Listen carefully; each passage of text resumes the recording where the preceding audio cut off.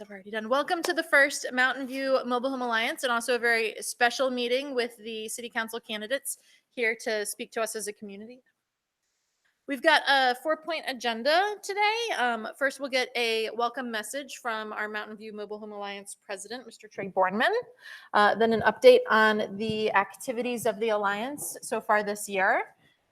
Some information from the Golden State Manufactured Homeowners League. And then the bulk of the agenda will be the Q&A with the City Council candidates. So with that, Trey.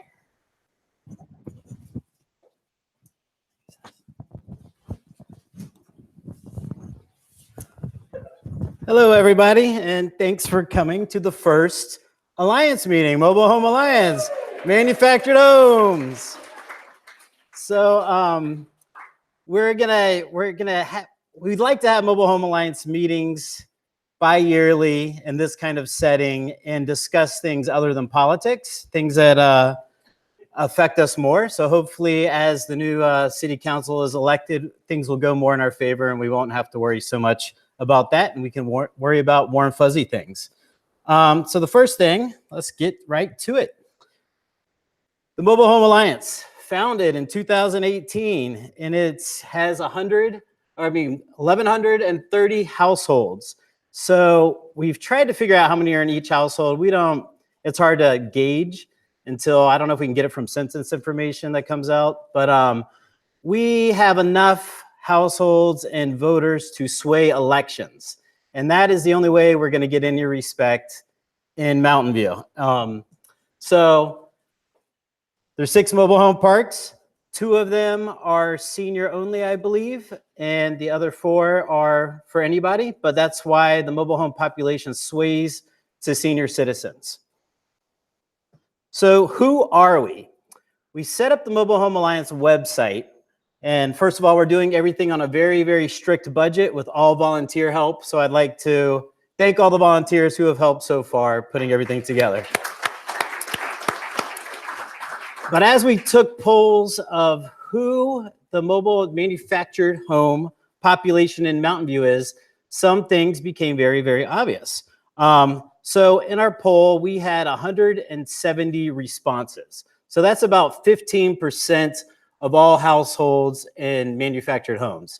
That is a very good sampling rate if you do any kind of polling.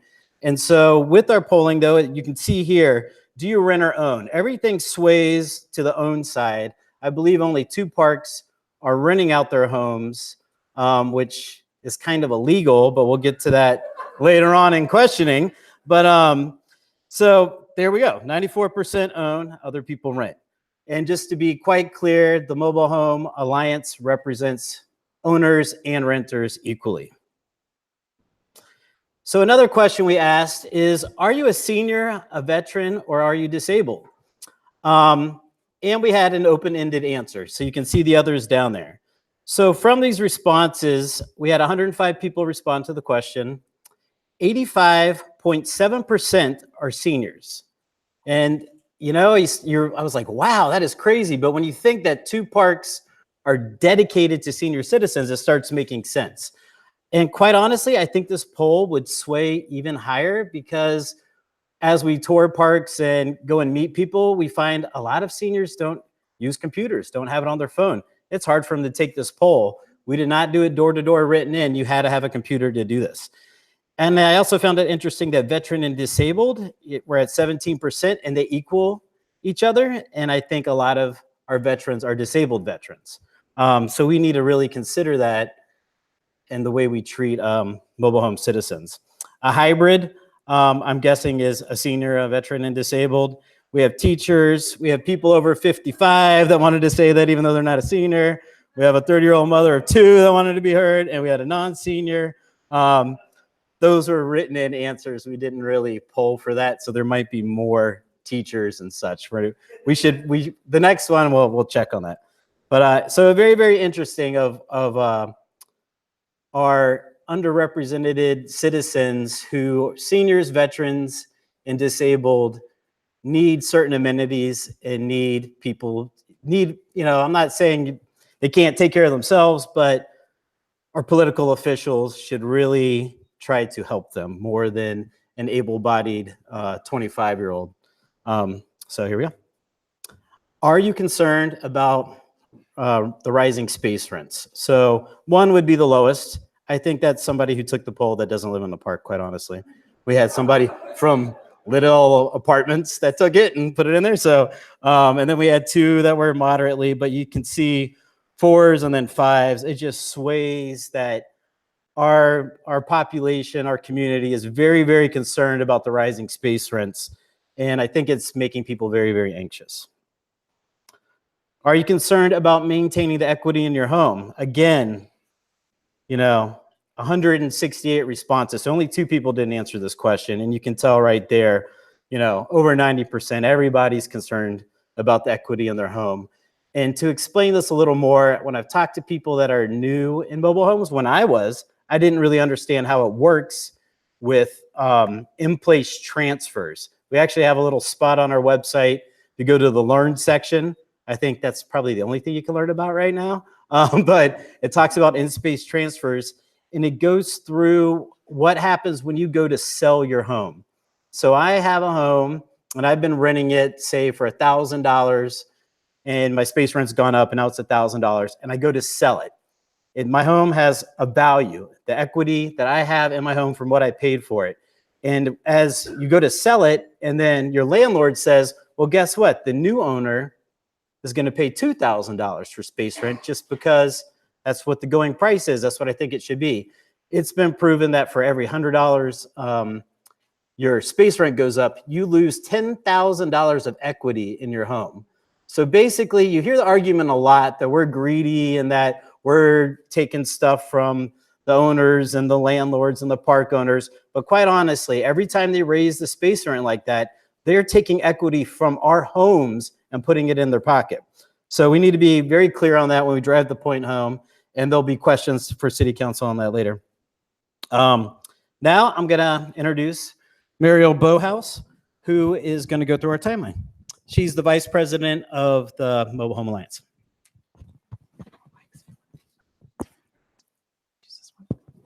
Thank you, Trey.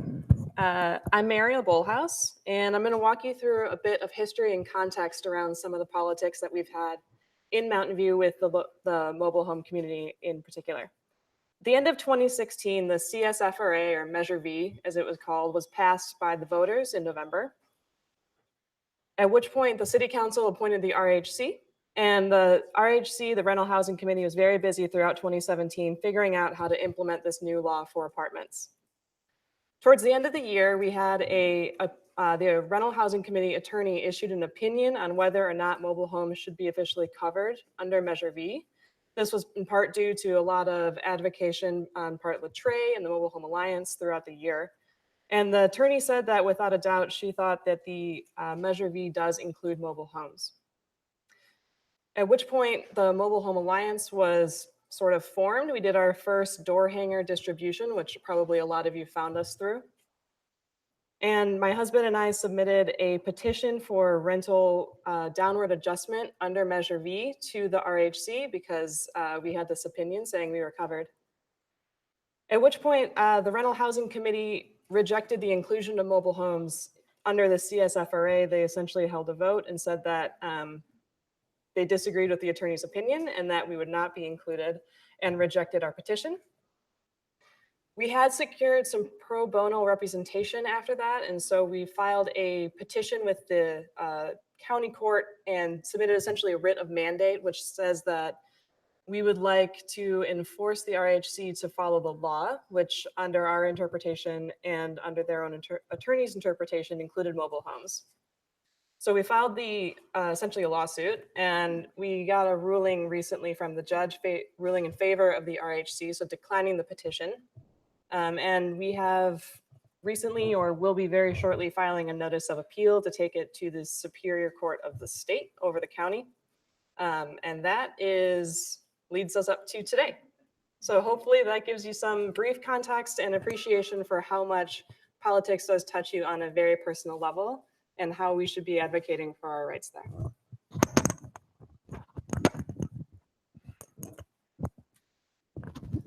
Thank you, Mariel. Oh, Muriel, that was fantastic. I'm glad we could go through the timeline because I think that's going to answer a lot of questions a lot of people have. If you haven't been following the action-packed city council meetings and RHC meetings, then that kind of catches you up. There's been a lot of hard work, a lot of visiting the RHC, trying to work through, good means and measures. We're very sad it came to a lawsuit, but we feel that we're right. And we feel that just the committee members are just kind of against us and biased against us, even though their lawyer says we should be covered. The lawsuit finding did not say that we're not covered. It just said the way that the decision is, they can't overturn it. So the power is all in the RHC's hands. And the RHC is appointed by the city council members. So it's very important that when we think about who we vote for and who we elect, that people have us in mind and that they know that we vote and we go and, we need to be heard, especially when you think of the people that have a hard time, even hearing about things with seniors, disabled, veterans. Why would a committee turn their back on them? So with that going on, I'm going to introduce you to Gary Smith. He is coming here from the Golden State Mobile Homeowners League. They are active at the state level, and he actually has some good news to share with you.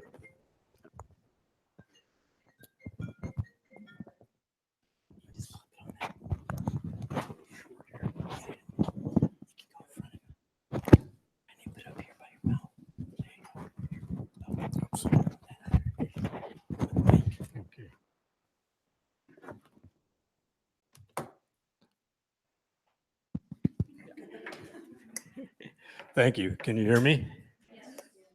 Good evening. GSMOA has been around for about 55 years. We are a statewide organization. How many of you are familiar with the MRL, or the Mobile Home Residency Law? Okay. GSMOA is responsible for writing about 90% of that book, which is the Bible, we call it, of state law regarding mobile home issues. I had a woman call today, said, want to know if it overrode their local law that was just passed in their community.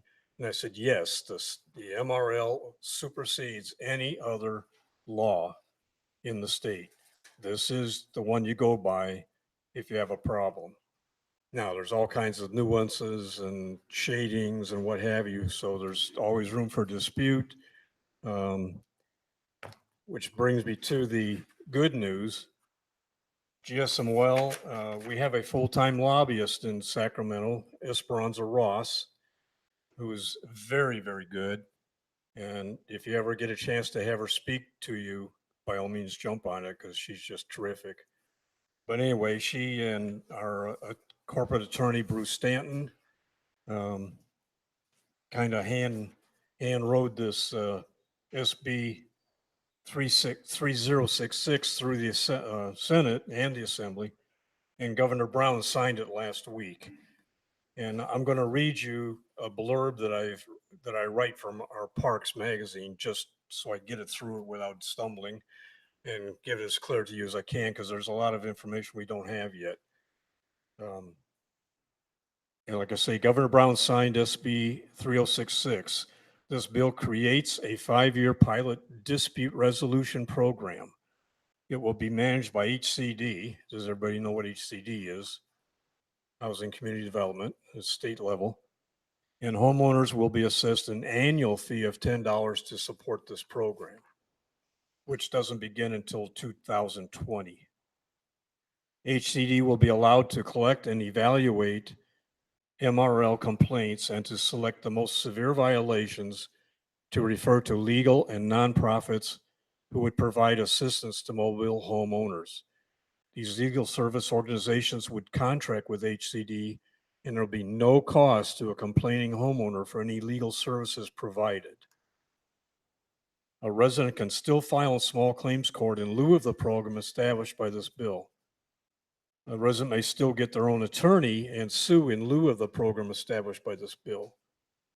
If a resident goes through the process of 3066 and is not satisfied, they can go to court with their own attorney afterwards. Please remember, if the courts have ruled on a case with the 3066 process, then the court orders and final judgments would apply. You cannot get two bites out of that once same apple once the courts and judges agree and rule on an issue. That's in a nutshell what 3066 is. It stemmed from Assembly Bill 1269, excuse me, 2 years ago. And Governor Brown last year vetoed that bill because he didn't know how it was going to be paid for. He had other questions about how to implement it. So we went back. Esperanza worked her tail off. They rewrote the bill, got it through both Senate and Assembly, and Governor Brown signed it. GSML was behind us every step of the way. We lobbied the Assembly and the senators. We virtually sat on their desks to do this. But that's what GSML does. And I have a very short time to recruit you tonight, but regardless of your alliance, an HOA, any other program that you may have, and they're all fine, they're all have their place. But GSM Oil is the only organization that remains in the state of California that has a full-time lobbyist in Sacramento. She monitors on a daily basis all legislation, good or bad. And if it's bad, she notifies all of our members by email primarily. And likewise, the good legislation, so that we can either vote for or against. And when something comes up for vote, if it's bad, all the members of GSMOL call in to the state, to the Senate or the Assembly, whatever is going at the moment, and lets them know how we feel about it. And you don't have to call just your own legislature. You can call all of them, which I have done. Our park, 2 years ago, I forget what the issue was, but we called in, and so many of us called from our park alone. All we had to do was say Mill Pond, and they immediately wrote us down and put us on the record. And but that's what it takes. It takes concerted movement by a large amount of people, because the owners have deep pockets, high-priced, expensive lawyers, very knowledgeable, and they know how to fight the fight. So you and I, as the layman, the average person out in a mobile home, we can't fight them on our own. That's why we have our lobbyist who alerts us, and then we gather our forces. GSM Oil is not an enforcement organization. We're an educational organization. We try to educate homeowners as to their rights and how to fight for them. And this is up and down the state. I forget how many chapters there are, but right now I think there's about 15,000 members. And years ago, there used to be 100,000 members in GSM Oil. And I way before my time, but there was a split, a schism in the organization. Some man didn't like how things were going with the board, so they split. And he took about half the members with him. Since then, an organization has gone bankrupt. That person has passed away. And so now we are the only organization remaining fighting for your rights. But we do need membership, because every member is a vote, yay or nay, on good or bad legislation and other issues.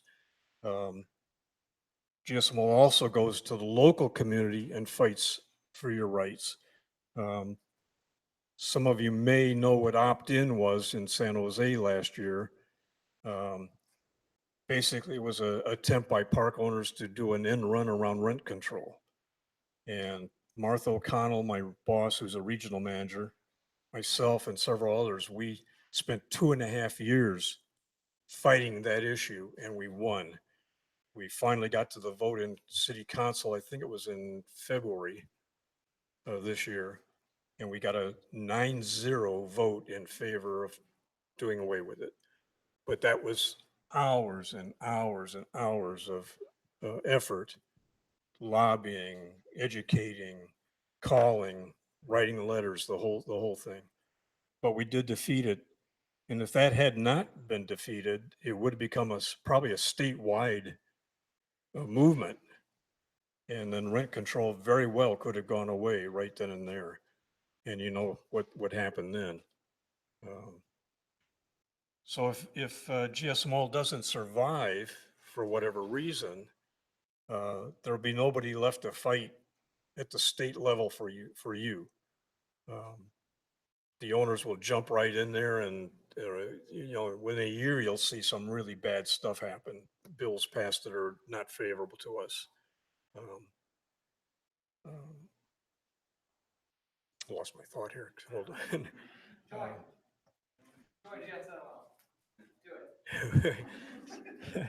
So anyway, I don't have a lot of time, and I don't want to bend your ear because I normally give a 40-minute presentation when I'm recruiting. And I've been to probably 25 parks in the Bay Area over the last 7 years.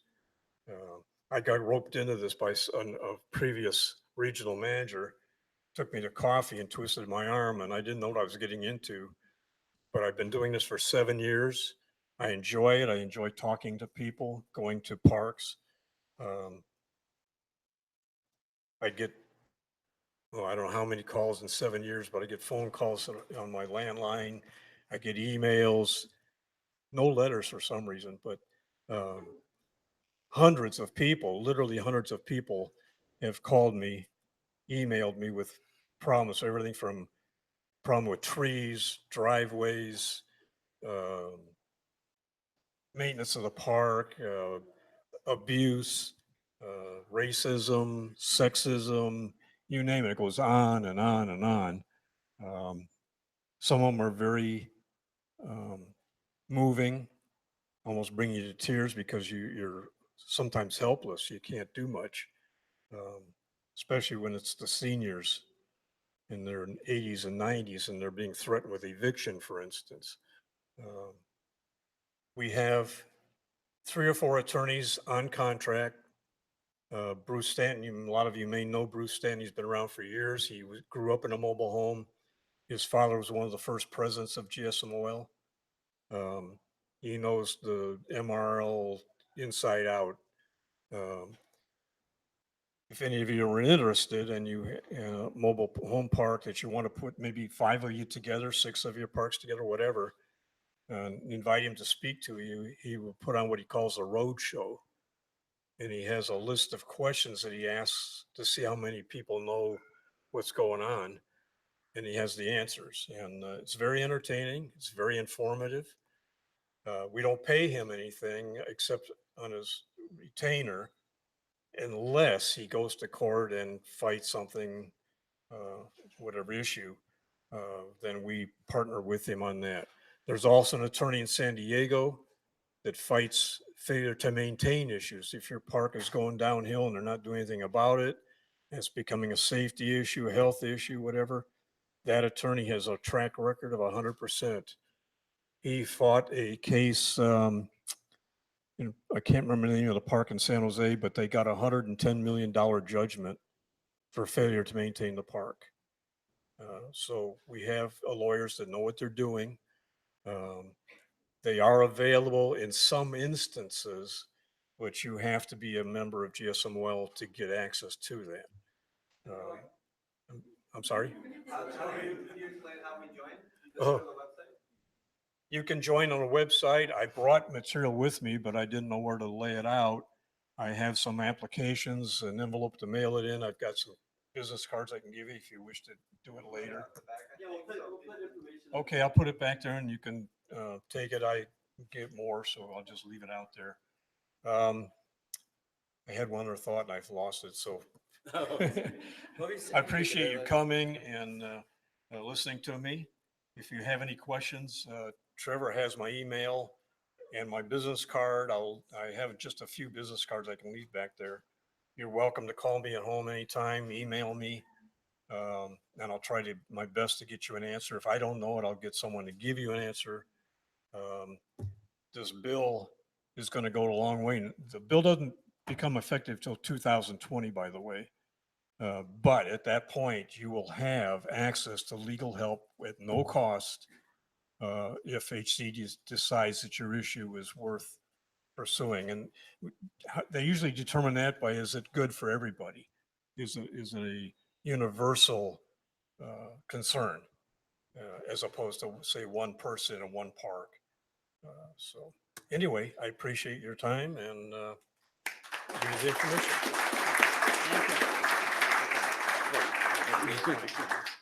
Thank you, Gary. You want to put in the back, on the back bleachers there, he'll leave information to sign up. I became a member 2 months ago, maybe 3 months ago now. I signed up. I think it's $25 for a year. $25 for a year, 35 for a couple. My last thought. There's a resistance to the $25 per year. Now, if you stop to think about it, if you and your significant other go out for a hamburger lunch, you're going to spend $25, unless you go to McDonald's, of course, or something like that. Yes, sir. I'm sorry. Are you a 501c? Yes. Nonprofit.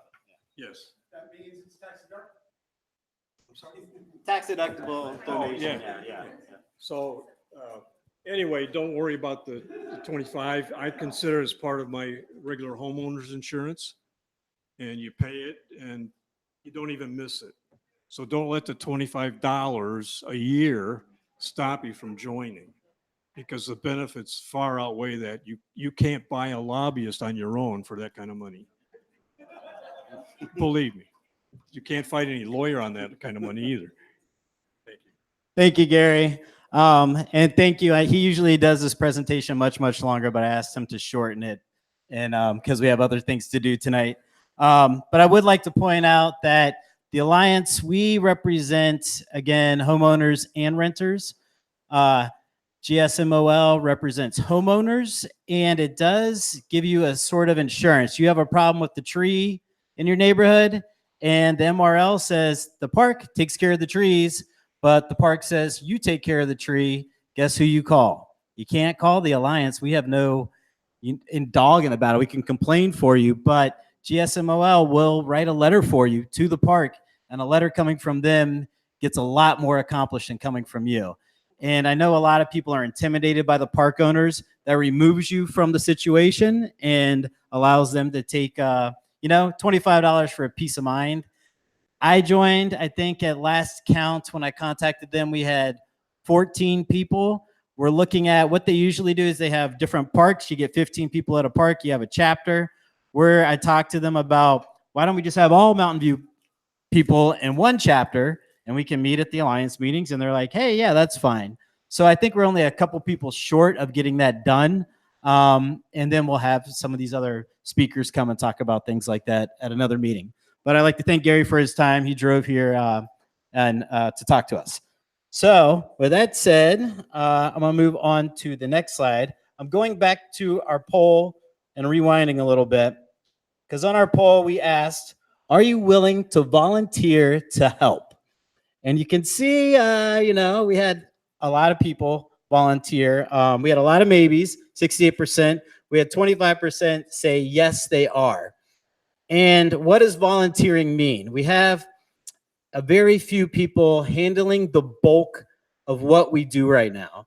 And what we're asking for, and you've probably seen it in our emails, is we are trying to get every park involved. Right now, it's mostly Santiago Villa residents doing things. So our cares and our needs are really skewed in what the Alliance is doing. And we want it to represent every single park. So we've been putting out calls for park captains, which would be the point person at each park. And it could be point people. It could be 10 people. That'd be fantastic. But just to be the person when somebody has a problem and they want to contact the Alliance, they contact you and you relay the information to us. We have information like, hey, our meeting's coming up, and we have flyers. Put them in the clubhouse.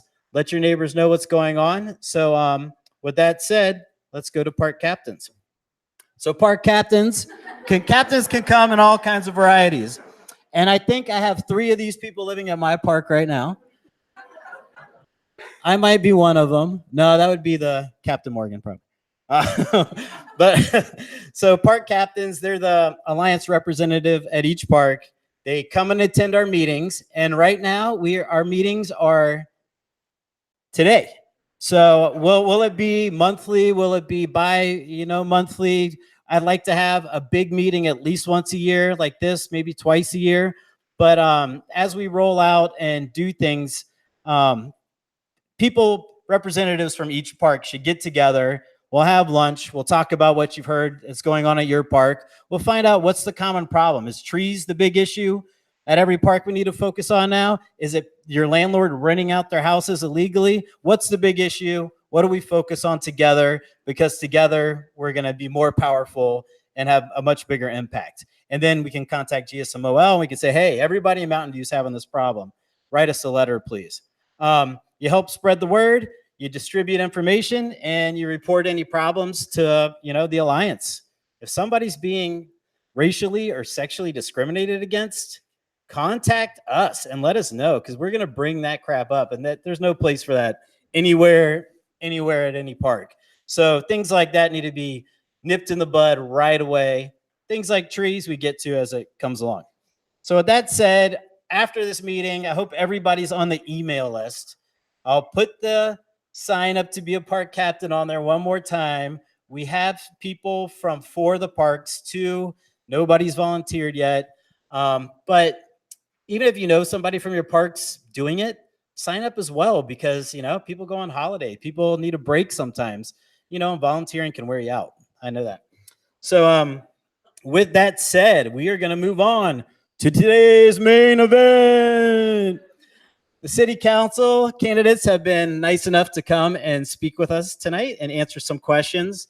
We, in the RSVP, we allowed people to put in their own questions, and we have kind of gone through. A lot of them are the same ones. So we've whittled those down to about 5 main ones, and that we were going to let every candidate speak upon, because that's what everybody wants to hear about tonight.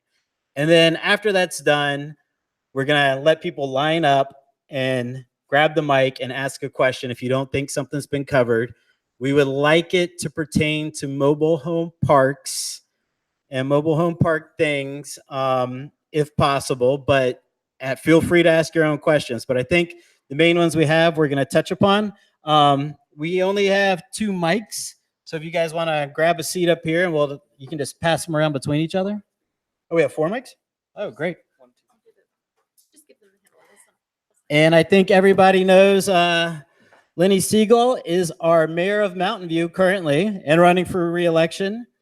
Pat Showalter is also running for re-election. Everybody else is a candidate. And I was going to just hand it to you, Lucas, and let you go down the line and introduce yourselves, and then we'll get to questions. Yes. We're not timing stuff. We're trying to keep it. Yes, we are. We're going to give you 90 seconds. Oh, well, there you go. Tori's the moderator. Good evening. My name is Lucas Ramirez. I am a lifelong resident. I'm a renter. I live in a duplex. My parents were both born and raised in Mountain View. My grandparents have lived in Mountain View since the 1940s. So it's a community I know and love. And the reason I'm running is because I'm concerned about the impact of the housing crisis on our community. The most important issue I believe that not only the next council, but future councils will have to address is making sure that folks have stability and are not at risk of displacement, eviction without cause, or discrimination when seeking housing. I supported Measure V in 2016. I support mobile home space rent control. I'm sure these are questions that will come up, but I might as well get them in. And I also believe as a long-term solution to the housing crisis, we need to add housing supply to create opportunities for people to live in Mountain View. Not only folks like myself who have been fortunate enough to live in Mountain View their entire lives, but for newcomers as well who would like to establish roots in Mountain View and raise a family here. A couple of the more tenant-friendly members of the Rental Housing Committee are themselves relatively new residents to Mountain View, and I would like to make sure that that those folks also have an opportunity to call Mountain View home. That is a man with a great sense of 90 seconds. I moved to Mountain View in 1972. I served on the Planning Commission in the late 70s. I led a campaign for rent control in the early 1980s that clearly included mobile home spaces. There was no ambiguity back then. Fast forward to 2014, I formed the Campaign for a Balanced Mountain View to press for more housing construction in Mountain View. I was the only member of the City Council that supported Measure V. But beyond the issues, I'm somebody who will listen to everybody as long as they're willing to listen to me. And I will compromise. I will work with people on one issue that I don't work with on another issue. But I'll tell you, and if you watched the council meeting the other night on cannabis, or if you heard people talking to us about the recreational vehicles, I will not be intimidated by anyone. I will fight for what I believe is right. And I will point out when I think people are doing things that are deceptive. Again, I'll work with everybody, but I'm going to call you out if you aren't walking the walk when you talk the talk. So I'm hoping that you'll listen to everybody very carefully tonight. Everybody says we're pro-housing. Some of us are more pro-housing than the others. And finally, I don't just want you to elect me. I want you to elect 2 other people who will carry on the program that we began in 2014, 2015. Thank you. Well, good evening, everybody. I'm Pat Showalter, and I'm running for re-election. The reason I ran for City Council in 2014 was because of the housing crisis, and because the City Council was passing a precise plan for the North Bay Shore that did not include housing, and I thought that was extremely short-sighted. And I guess other people thought that because the 3 people who felt that way were elected. And one of the first things we did when we got on the City Council was to have the precise plan opened up to study housing.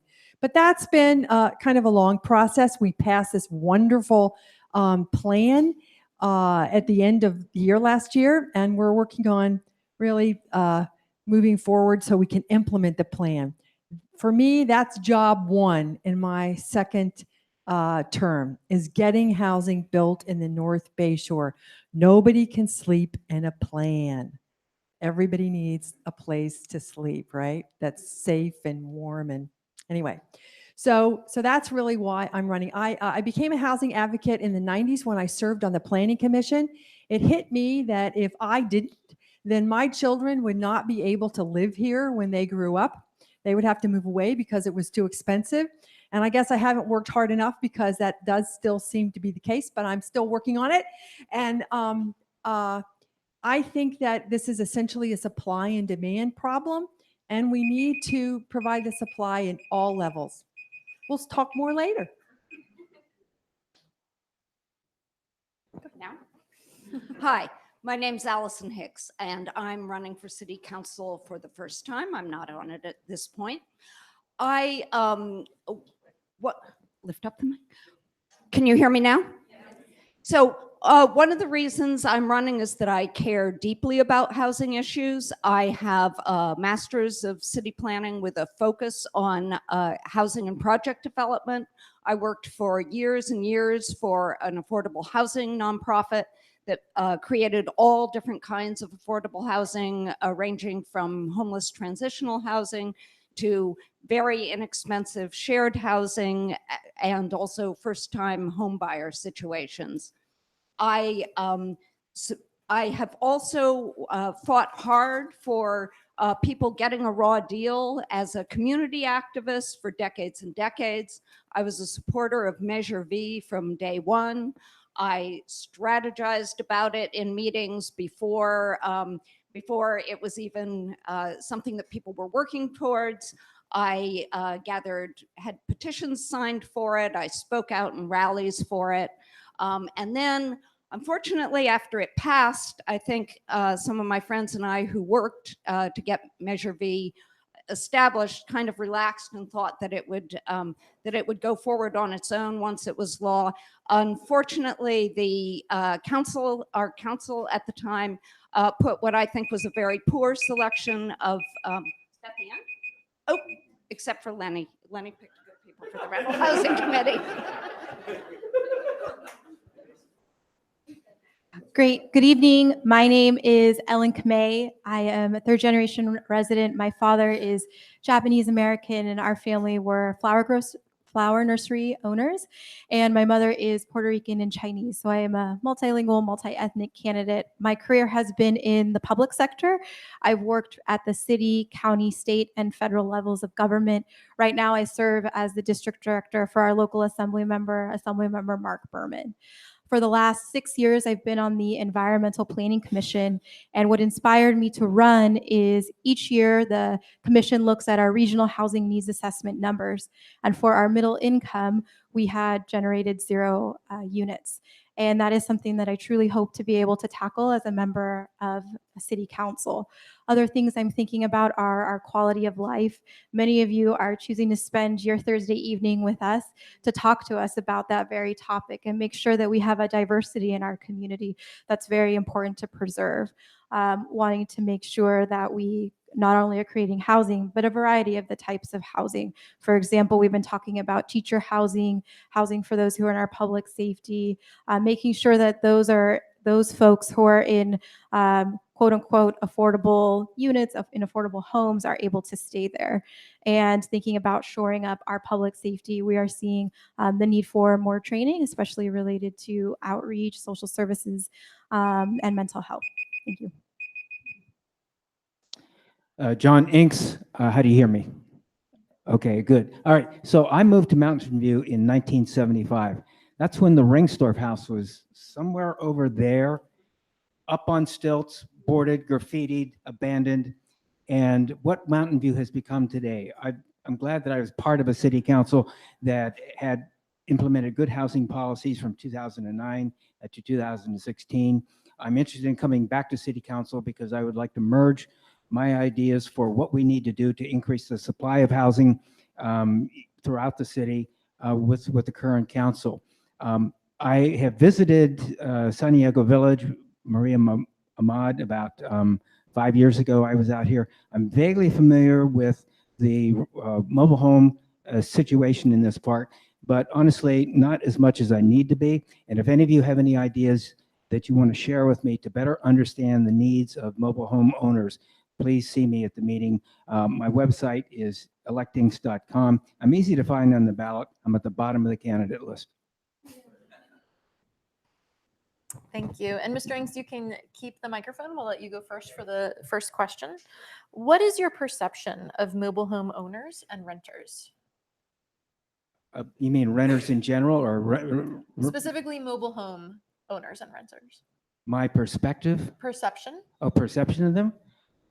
Well, I think what's been portrayed in your survey here, that there are evidently, a lot of seniors, people with disabilities that need special needs. That's part of the, I guess, the understanding that I'm trying to better get a grasp of, to know who the people are out here and what their needs are. But generally, it's favorable because you vote in mobile home parks. Wonderful. Would any other candidates like to answer the same question? I can keep going. 90, give or take. 90 seconds. Okay. My perception of mobile home park and renters are that they're our neighbors and they are community members and their voices need to be heard. A couple weeks ago, the city held a neighborhood council meeting specifically for mobile home park residents. And I was able to hear firsthand from your perspectives. I also make sure to walk every precinct that has mobile home parks, and was in Santiago Villa not too long ago having direct conversations with residents. And I think that they're a fabric of our community, just like everyone else. And we need to make sure that we as a city council are taking into account all residents' needs. Gosh, is this working? Okay. I was going to say something very similar. I believe that mobile homeowners are our neighbors. I actually know a bunch of you from activities in Mountain View before. I won't name names, but but yeah, you're our neighbors, and I'm glad that you vote and that you're part of the community.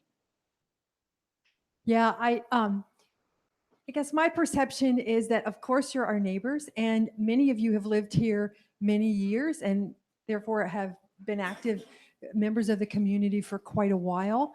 But I think another thing that's my perception is you have a special legal problem because because mobile homes are treated a little differently under California law than other forms of housing, and so that requires that. There's special care taken with mobile home parks and how they're treated. And frankly, I think we're not doing a very good job of that right now. Then the other thing is that mobile homes have traditionally been a sort of a naturally affordable form of housing, but with escalating space rents, that's not so true anymore, and so that is a problem. So that's kind of my So to me, mobile homeowners aren't that different not that different than the rest of us. You care about parking, trees, whether there's a tower built next door. You have the same issues. I've been out here talking to people in Santiago Villa a lot. You've got some special issues, but also done very well in integrating the younger people who've moved in here because they've got jobs in the area. Mobile home parks are historically senior housing. Some are exclusively senior housing. As you know, many people have moved here because they've got jobs nearby. And what I've seen in meeting with the people in Santiago Villa is that people treat each other well, no matter what their age, no matter what their background. The last thing is there is one difference, and that is if there's construction going on next door, you have to worry a lot more than I do about whether that construction is going to knock your home out of whack. So I strongly agree with Pat on this. I think many residents who don't live in mobile home parks probably don't fully appreciate the vulnerability that mobile home owners face because of the challenge with space rents. You have a mortgage, you invest in your property in very much the same way that homeowners throughout the city would. But you have the additional challenge that Trey described earlier of the impact of increasing space rents on property values. And the other challenge that we saw in Palo Alto of the possibility that a mobile home park owner may decide to close the park and displace all of the residents in that park. So I think it's incumbent on the city and the council to find ways to protect mobile home owners from the special concerns that they uniquely face. I'd like to mix up who gets to go first. If you could pass to Ms. Hicks. Mobile homes have historically been considered affordable housing. The city is always trying to encourage the building of more affordable housing. What's your position on protecting mobile home parks as affordable places to live, and how would you do this? So I believe first that mobile home parks should absolutely not be able to redevelop them as other forms of housing or other forms of development in general, offices and so forth. Second, I believe that mobile homes should be included as some of the rentals in Measure V. And I believe that probably, I hope you win your appeal, and I think that probably the most important thing is probably to appoint good people to the Rental Housing Committee, people who actually want to enact the will of the people and make Measure V work for everyone who it should work for, which includes mobile homeowners. Can you repeat the question? Yeah, so the question is, what's your position on protecting mobile home parks as affordable places to live, and how would you do this? There's so many places you can go with answering the questions. I just wanted to be clear. So in terms of protections, I have been looking into the issue and looking specifically at the city of San Jose, which does have rent control and does have a rental ordinance for mobile home parks. They created a task force in the late 70s, early 80s to address this issue. And it sounds from the education component of the forum earlier that that's already starting. And I think that that's something something that I'd like to expand upon if elected, to bring the Alliance into a task force so that we can better inform policy. After over a decade in public service, the one thing that I know is always frustrating when dealing with government is if your government or entity makes a policy that doesn't work for you, the person. And so I want to make sure that that would be an avenue we can go through. I know that you're already trying to go through the appeal process, but I think that this could be an approach in tandem to do that. And mentioned was making sure that mobile home parks can be preserved and not be slated for redevelopment. Yes, as far as mobile home parks, long-term being designated for affordable housing, I think there's a major challenge there, and that is the price to build any kind of housing in this community because of what real estate values are now. I would like to help in that regard, but there's an economic reality here. You live on very, very expensive land that you don't own, and therefore you don't control the price, and it's very difficult to control the price of housing, if you're renting part of it, the most valuable part of it, which is the land itself. So what I would like to do is to work with the association so that we can maybe, with the city's help, come up with some policies that perhaps could insulate you from that a little bit without rent control. Frankly, what I followed on that one court decision right there, Measure V, my reading of Measure V was that it did not apply. Measure V was for apartments. I mean, that's the reality there. The lawyer's draft was actually quite tortured to include mobile homes into rent control. And therefore, you lost in the court. Good luck on the appeal, however. But I think this is going to be a tough sell.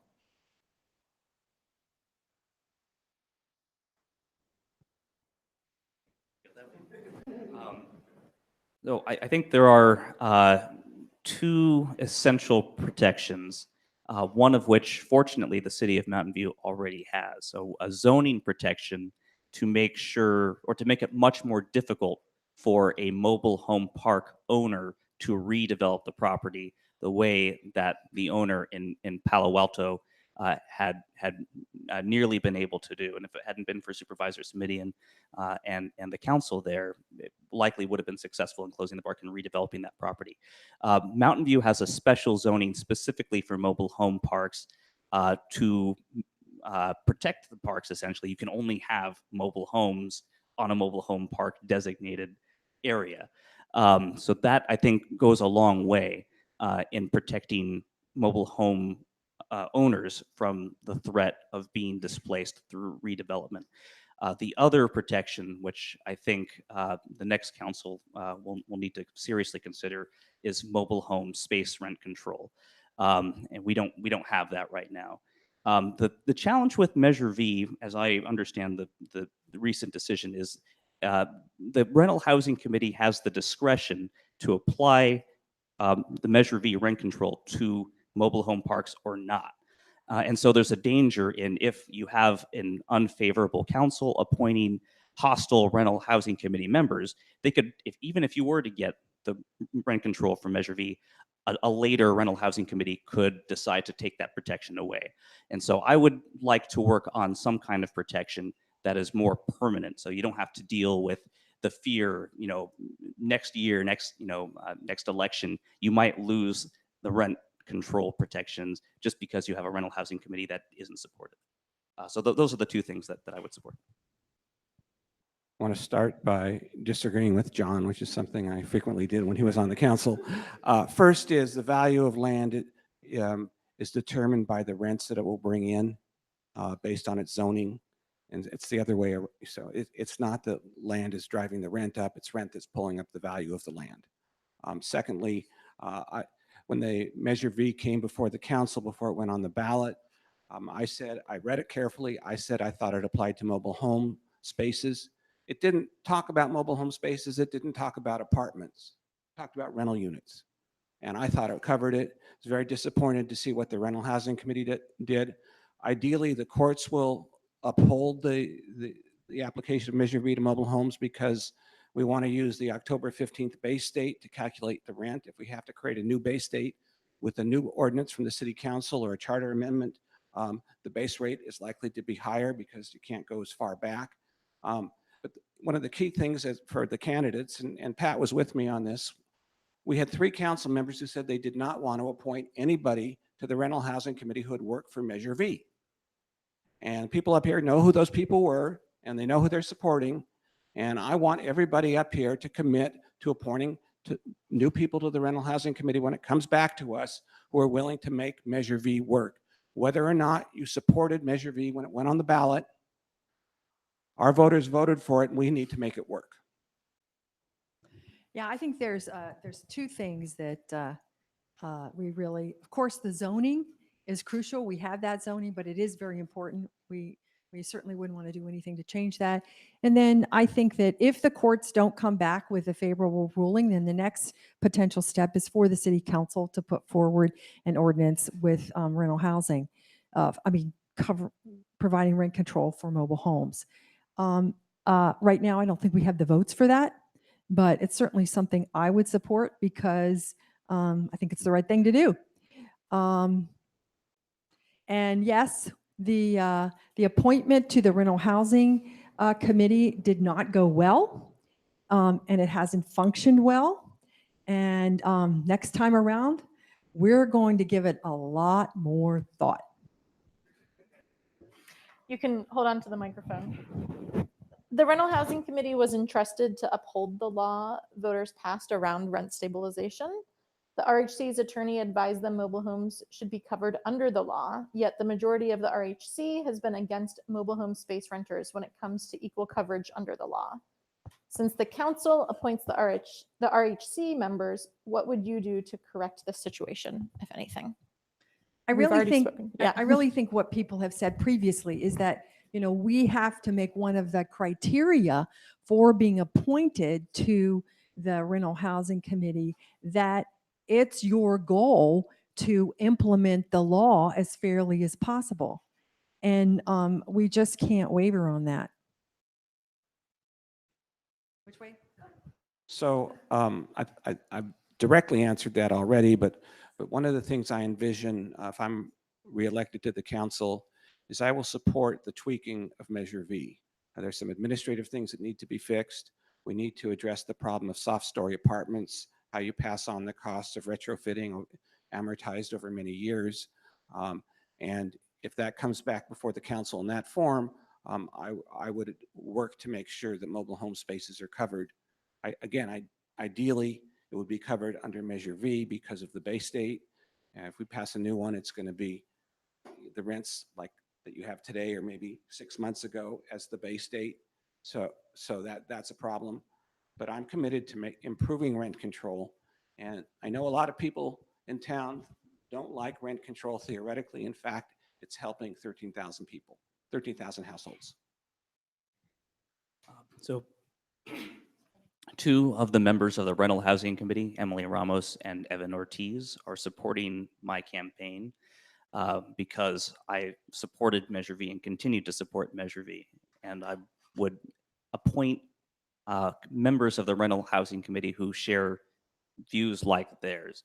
Emily and Evan were the only 2 members of the Rental Housing Committee who supported applying the protections of Measure V to mobile home owners. So that their views are in line with mine, and I would hope that other the future council supports appointing members of the Rental Housing Committee who are like them. Let's go down to Mr. Inks and then back up.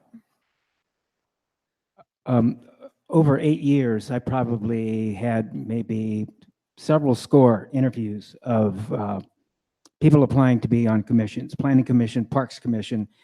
My criteria for people that want to be on a commission and serve on a committee, number 1, you've demonstrated that you have worked in groups before and you know how to work towards a decision. Number 2, that you bring some level of expertise to the committee, that you know something about the rental housing industry, you know something about mobile homes. The appointment that some people are referring to is Tom Means, who was an economics professor, who I thought was an appropriate choice for the committee. I would say that in the same way, if you had the right person with the right temperament that was an advocate for rent control, and if they met that criteria, I would probably approve them. You know, it's such a, especially the rental housing committee, it's such a controversial one. You need to have the right people on it that can work together, and that can be people who have different points of view. That's actually the kinds of committees that generally form the best policy, especially on difficult, challenging issues with complex economics like rent control.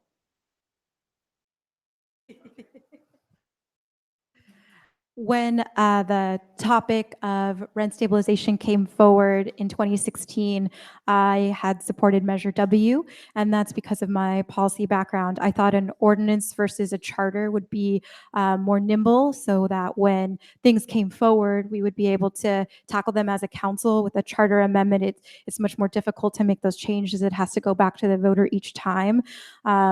So I just wanted to clarify that position. When it comes forward with the rental housing committee, we do have a new member who, the alternate, who will now be taking that seat.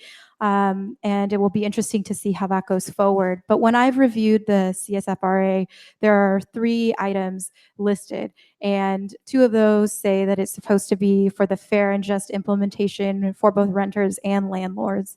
I think that it's important that it is fair also for those who are in mobile homes. And I hope that that would be a perspective that could perhaps come to the rental housing committee. Right now, we don't have that perspective there, but the diversity of perspectives and the ability to work in a group for the common goal is very necessary. We on the Planning Commission might have different points of view, but we're all there trying to address our housing and affordability crisis, and that's our overarching goal. And I think that that is a spirit that needs to be brought to the rental housing committee. So I believe that the appointments. Thank you. Okay, sorry. I believe that the appointments to the rental housing committee were really overall the kind of the downfall of the functioning of Measure V.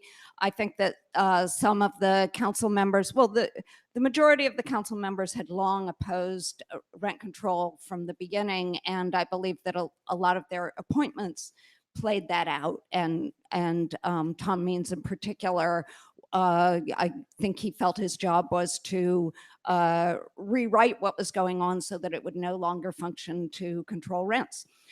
So I believe what people have said earlier, that it's really important to pick to vote for people on council who will make the right decisions and appoint a committee that will want to make the ordinance function to protect people's housing rights and housing affordability. Let's start with Lenny this time. During a sale, the lease terms are rewritten and space rent is increased. Studies have shown that for every $100 increase in space rent at the time of transfer, the equity in our homes are decreased by $10,000. How will you protect the equity in our homes from being taken by unregulated rent increases? We've been talking about it. It's basically control on space rent that's tied to the consumer price index. And that's much lower than what people in most of the mobile home parks here face. I don't know about all of them, but we've seen some pretty appreciable rents where folks are paying for their space what a lot of people are paying for apartments. And that's kind of incredible. And they do it because they know you're sort of trapped. The more they raise that rent, and with the demand for housing, they know that you can't just pick up and go. You can't roll they call it a mobile home. I don't even have to say anything more about that. You can't roll it across the street and to a place where there's cheaper rent. I do want to say one more thing about Measure V. There is a petition circulating in Mountain View right now that is designed to thoroughly undermine Measure V. It says if the vacancy rate ever goes above 3%, the provisions of Measure V are suspended. They've only got a few more weeks to try to collect enough signatures to have it on the ballot in 2020. John is the proponent of that. I call it the sneaky repeal because the vacancy rate never goes below 3%. So if if you're asked in the next couple of weeks to sign that petition, don't do it. I know it, we haven't gotten it to protect you yet, but it's the only way people in Mountain View are going to be protected. It's keep Measure V in effect. So my answer won't be substantially different. But the one thing I would want to add is that the key, so in addition to supporting rent control for mobile home space rent, the key protection that I don't think Measure V currently provides, so this is something that the council will have to address, is something called vacancy control.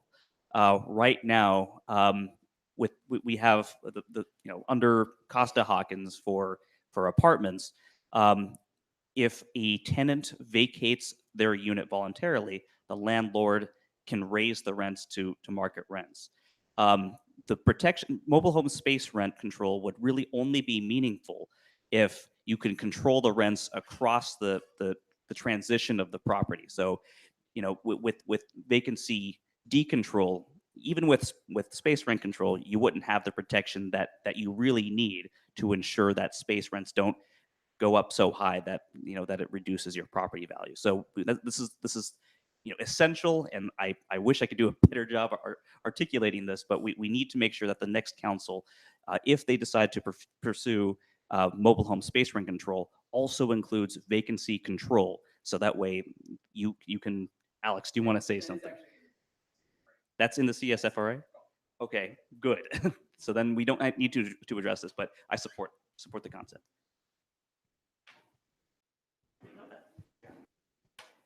Just to be balanced here, these proposed amendment to the current Measure V, you can think of it as sneaky repeal, but basically Measure V itself, you know that I don't support rent control. Measure V itself was a direct attack on private property, seizing the finances of privately owned housing, half the housing in this city. That was wrong. Basically taking someone's livelihood from them. That was wrong. And so I don't think that you can actually legislate, a rent control program effectively. And that's why, I'm doubtful about the long-term future of your rents here in this park. I'm not sure you're going to get rent control actually applied to spaces here. In my answer to an earlier question, I brought up the idea of a mobile home task force.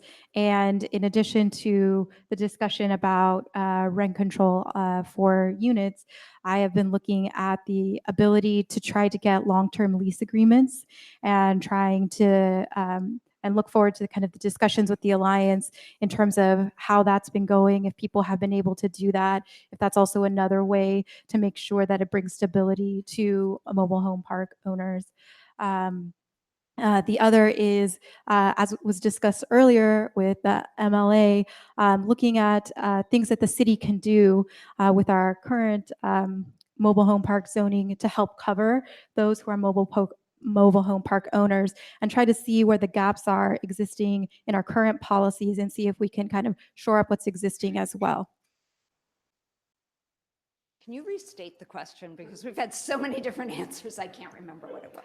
Absolutely. So it started with in-place transfers, where when the space rent goes up, our equity goes down. Right. So how will you protect the equity in our homes from being taken by unregulated rent increases?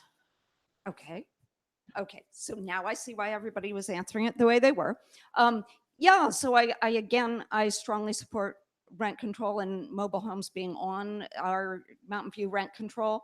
I disagree with what John says about it being, something that over the long term is probably not viable. I think that as we have an increasing housing crisis in the state, that I think there's a reason that people in Mountain View organized around Measure V. I think it was because of the housing crisis. And I think as we continue to organize, it's happening all over California. I think that the movement will become stronger. And I think I see that happening in this room.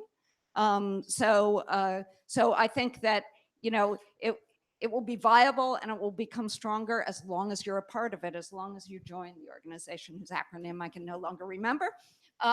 And as long as you don't sign the sneaky repeal petitions, and as long as you join people who are organizing to make rent control stronger here. We'll start with Ms. Kamei this time. Oh, I am so sorry, Pat. That's okay. I don't really have that much to add. People have said quite a bit, but I think the vacancy decontrol is obviously a key issue. How to deal with it with the current Costa-Hawkins. It is illegal to regulate that. Oh, only for apartments. And in the, it says that right, it says restrictions on initial rent for new tenancies. The maximum extent permitted by state law, the initial rent for new tenancies shall be subject to the restrictions of this article. They shall issue rules and regulations to govern the restrictions on the initial rent for new tenancies where such restrictions are permitted by state law. Which is one of the evidence, the piece of evidence implying that mobile homes should be covered because they are a rental unit that would otherwise not be covered by Costa-Hawkins. Wow. Which the drafters have better be. See, that's one of the things about campaigning that I really like. You go out and talk to so many people and you learn a lot of new things that are quite valuable. Pat- That is quite valuable. Pat, I Anyway, think many folks in the audience couldn't hear him. Could you just give a quick summary? basically what he's saying is that the Costa-Hawkins bill, which is what makes vacancy decontrol illegal in California, requires it for apartments, doesn't apply to mobile homes. So it would be possible, that is great news because that's really the crux of it. And we really haven't, I don't think as a community, we have gotten our arms around how to do that. So that's something I would look forward to working with you on, but that's the first critical piece of information. Thank you. We're going to go back this way. Yep. Many landlords are not following the laws outlined under the mobile home residency law. How can the city help enforce that the laws are followed? Well, I think that the Mobile Home Park Alliance is taking the first step, which is organizing and creating a group so that it can come forward to council to let us know. But I think that there can also be looking at the current ordinance and thinking about what are what can we add to the existing ordinance, which could be a trigger for some type of recourse or action. And I think that part of it needs to be that residents feel that they can trust the city, that they won't have a fear of their landlord or coming forward. So the city does a great job with the mediation program, but what are the things so that we can protect the privacy of residents so that they can come forward with this complaint, that they can feel safe?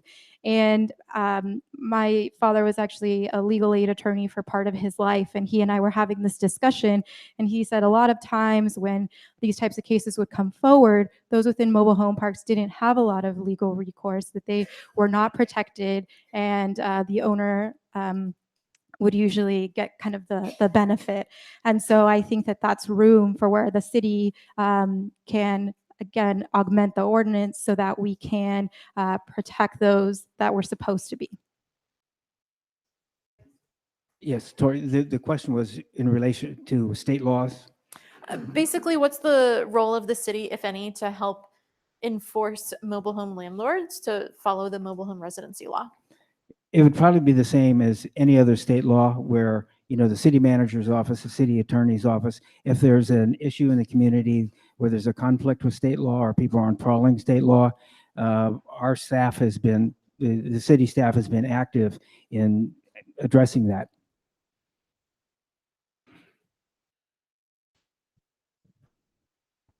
I'm going to mimic John because I think this is a good idea and it helps project confidence.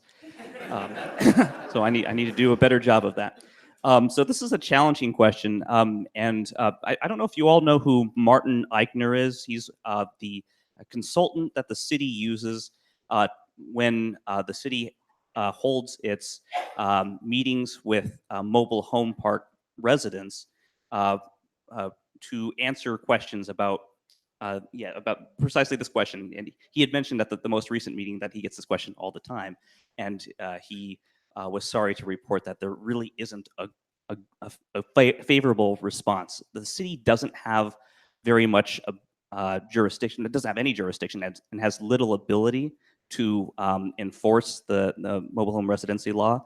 It's very challenging for the city to hold landlords accountable for violations and failure to adhere to the law. So I think the best thing that we can probably do is to work with our state elected officials to strengthen the law where we can. It sounds like the GSMOL, is that right?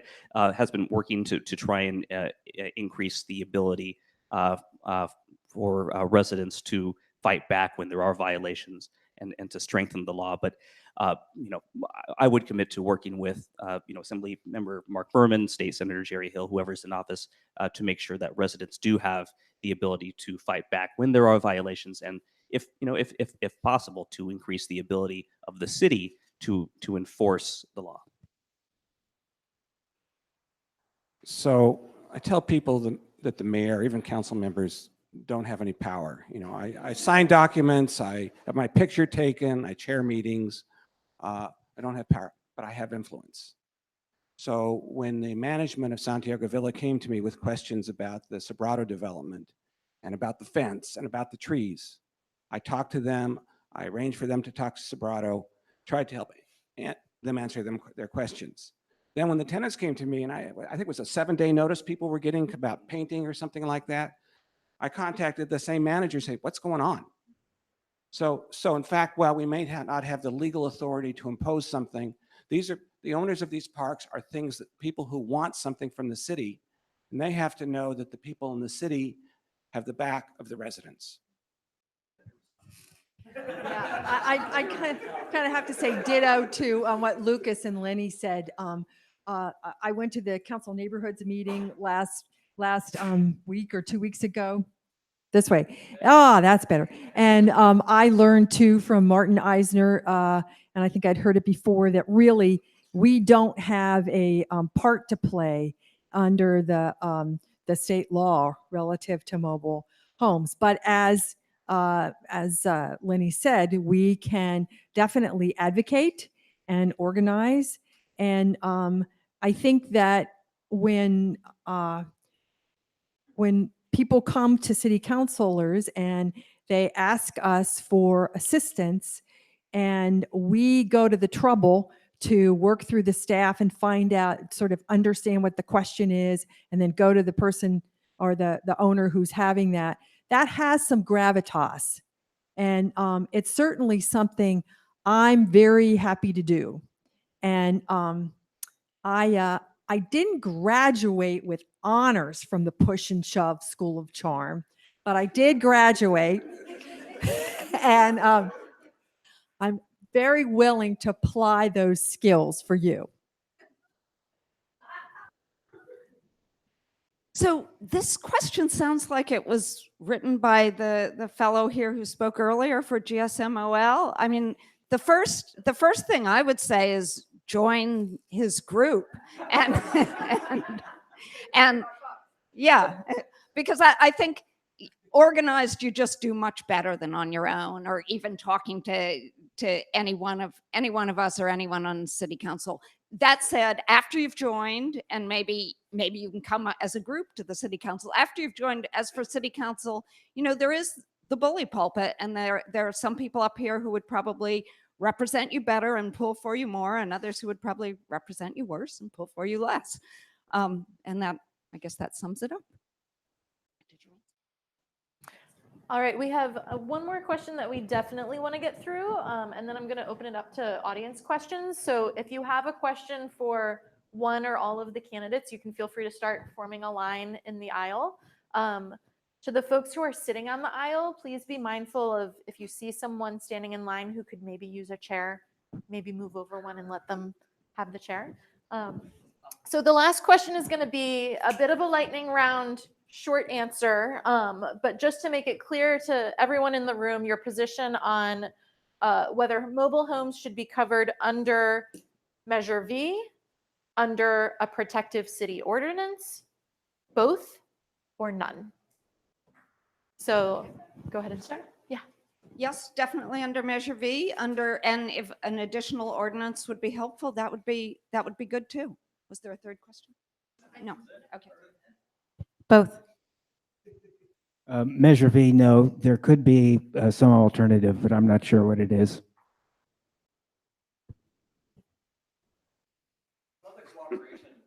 Yeah, go this way too. Yeah, I would support both. Both? Measure V is my first choice, but if that doesn't work, the ordinance.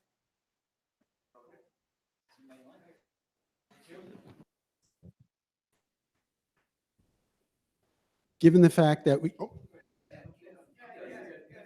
okay, okay, is that better? Okay. Currently, there is this new thing called Proposition 10 that's currently in the ballot. Proposition 10 opens up a lot of new possibilities because, technically speaking, it is going to involve practically almost any concept of rental stabilization when it comes to the housing market. The reason why I've been always for it is because of one key thing. Costa-Hawkins was an experiment that failed because Costa-Hawkins does not meet, it was designed to supposedly provide that reasonable housing to everybody. But under Costa-Hawkins, we've only had luxury apartments being developed and nothing else. I would just like to know, point blank, who here is in favor of Proposition 10, as well as any other additional potential political initiatives that would increase the power of the customer. 1 and 2 are also about housing. Yeah, I'm pro Proposition 10. It gives people local control to enact more comprehensive rent control. It doesn't require anybody to do it. It just makes the possibility. It just allows the possibility in the state of California. And for the sake of time, we won't require all candidates to answer all questions, but if you want to answer, please pass it along. I'm supporting Proposition 10. I favor the local control aspect of the policy. And normally I would favor the local control, though. In this case, though, if Proposition 10 passes, construction stops in this state.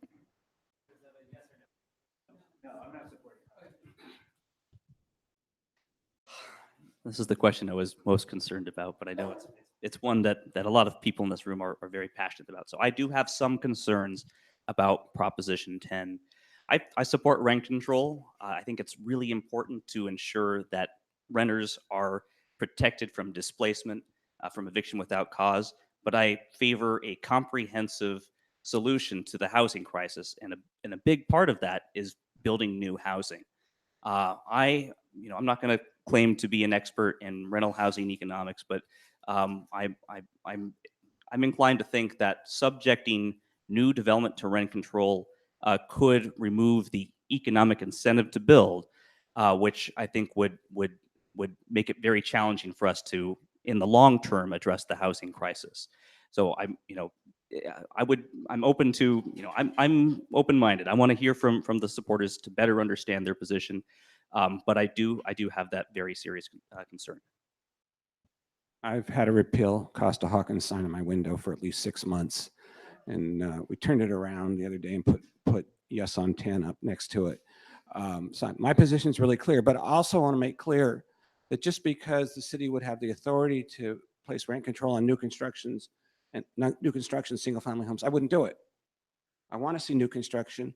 Maybe after 30 years or something, we might control it, but I wouldn't have rent controls on new construction, and I wouldn't have rent control on single-family homes because those would be taken off the market. That's the position we took 37 years ago, whenever it was, when we first, before Costa-Hawkins, and that's the position I would take today if we're so lucky enough that the repeal will pass. So I'm yes on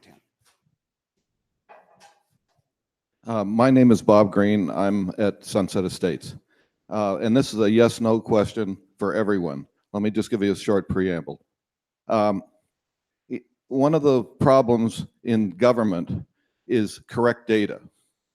And I have seen cases where data has been falsified and submitted to commissions by lawyers who knew that it was false data. And we asked them about that afterwards, and they said, well, we weren't under oath. It was that simple, okay, and that blatant. So my question is, would you support a measure that would require all proceedings in this area to be done under oath with penalty of perjury?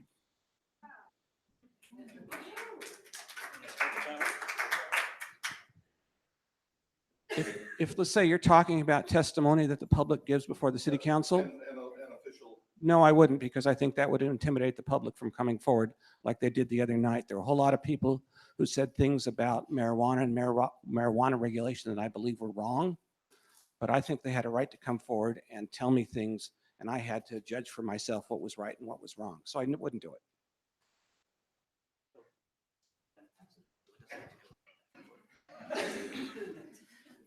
So, this is not a question I was expecting to answer, so I have to think about it. But so I think it makes sense to apply that to certain kinds of data submitted to the city where it's absolutely essential to ensure that it is accurate, that it's factual. Testimony provided in a public hearing at a council, I don't know if it's necessary to have that level, that requirement. But certainly if you're submitting a document to the rental housing committee, in an appeal or something, you need to ensure that the information you're submitting to the city is accurate. So yeah, so something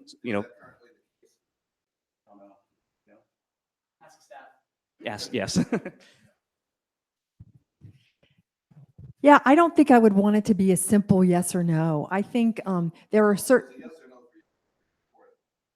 No, I think it would need to be more complicated. And as an engineer, I know I've been in situations where it wasn't that the data was false, it was that the data had big holes in it.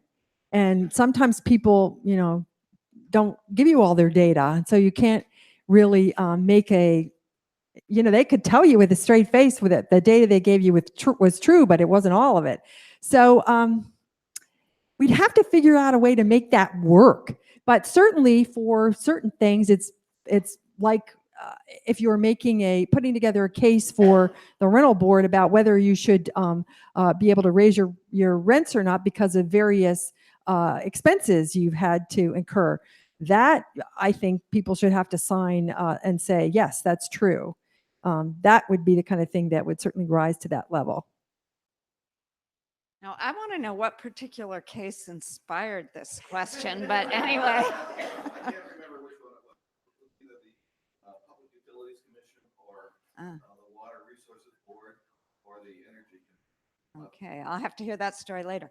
Anyway, yeah, I had assumed when you asked it that it wasn't, that you weren't talking about public testimony, but that you were talking about documents submitted to justify rent raises. And I don't know the particulars of that, but it seems like if that's an ongoing problem, that there should be something to make sure that they're verified and true. I am sorry to hear that happened. I always am. Yeah. Yes. And what I like about numbers and metrics is, to me, numbers don't lie, but in this situation, right? If you show me the numbers, you can see the facts. But it's all how you manipulate the data, as you are stating. So no, I don't think that an ordinance is the approach that I would take for that, which I tend to favor ordinances and policies, but I don't think that that's the one to take. I think that it's having the backup as well. So when we've looked at things on the Planning Commission, not only do we see the charts, we see the appendices with where they got the numbers from, with them cited, so we can go back and do our own independent research, which I think is also a very important aspect of your question, which is, okay, this is what you say, but let me also be empowered to look into that and make sure that you are telling me the truth. No. Hi, my name is Kristen. I live here in Santiago Villa. And I really don't expect y'all to have an answer for my question. I'm bringing it up more so just so that y'all keep this in mind in the future. But what do you consider is affordable housing? What price do you have in mind? Because the new construction coming up, for a new unit or in general, or also in refer to when the parks have the new space rent, when someone else moves in, what is affordable? Right now, obviously, Santiago Villa feels that $2,000 a month is affordable. And when they make the requirement of you have to make two and a half times the amount of space rent just to qualify to move in, I wouldn't qualify. We have seniors, we have people that make minimum wage jobs, and we need places to live. If I was to get kicked out, I would become one of those people that live in your house, live in your car. So that's a big concern that I have. So yeah, the question is, what do you consider affordable housing? Oh, what price? Oh. Well, there is one of the things that there is a legal definition of affordable housing, which is certain percentages of the average median income, which has gotten quite high locally. And then there's naturally affordable housing, which is what real people can afford to pay. And those are not necessarily the same things. But you're right. It is a moving target and very, very difficult. And it's also one of those things that's individual. I mean, what's affordable for one person isn't affordable for another. But basically, I think affordable housing should be housing that somebody that has a full-time minimum wage job can afford with the roommate. And I don't think there are any of them around. So I'll answer it in two ways. One is that the legal way we address it, which is, I believe you pay if you're accepted into an affordable housing project or below market unit in a market rate development, you pay somewhere around 30% of your income as your rent. That doesn't explain how that would work for mobile homes. Some of us are trying to find ways to do community land trust to make it easy for people to do entry-level purchase of property without maybe owning the land. But what you said about how many times the rent you need to get in, the first vehicle dwelling family that I met, a couple with a toddler, the woman was a rental agent at one of our largest apartment owners' buildings, and she could not rent from her at the place where she was renting to other people because she didn't make, was it 3 times the rent? There's something wrong here. Anybody else? And then we can go that way, so we don't take the crisscross again. So I agree with Lenny and Pat. There's sort of the technical definition. If you're spending more than 30% of your income on rent, you are rent burdened, right? It's a hardship for most people to spend so much money, just for housing costs. It's hard to assign, a precise number. I remember in the 90s. Growing up with my parents, we were able to rent a house in Mountain View for around $700 or $800 a month. So just prices that just don't exist today. A friend of mine is renting a room with several other young professionals in a single-family home for I think around $1,200 or $1,300 a month for one room shared with many people. So I don't think we're going to return to the kinds of housing costs we saw in the 90s, but bringing it in that direction, I think, is something we need to strive for. So this is an interesting question because when I went to planning school in the 90s, which was not that long ago, what we studied is that 25% or less is affordable. And now that's not, that it's risen now 30% and is considered legally, technically affordable. And most people I've heard, many people don't pay that, pay much more than that. So it's a moving target, and it's moving in the wrong direction. And probably I'm still with the 25% or less, like I was taught.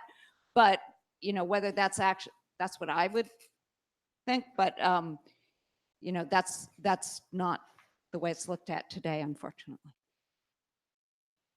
Your question is what I think about all the time. And I know that the conversation is typically that we're in a housing crisis, but to me, I think we're in an affordability crisis. Things are not affordable. The levels to which the metrics are from the federal government, from the state, on the percentages that fall into low income, very low income, moderate, I don't think apply to the region that we're in, which is very expensive. A family of 4, low income is now considered a 6-digit salary, which is, compared to the federal government, I think it's, $30,000. So the metrics aren't there when it's taking into account the region that we live in. So we've talked about trying to increase the amount of housing stock. But I think something that we're hearing a lot from this conversation is also preserving the affordable housing that we have in our city, and the ways that we can do that.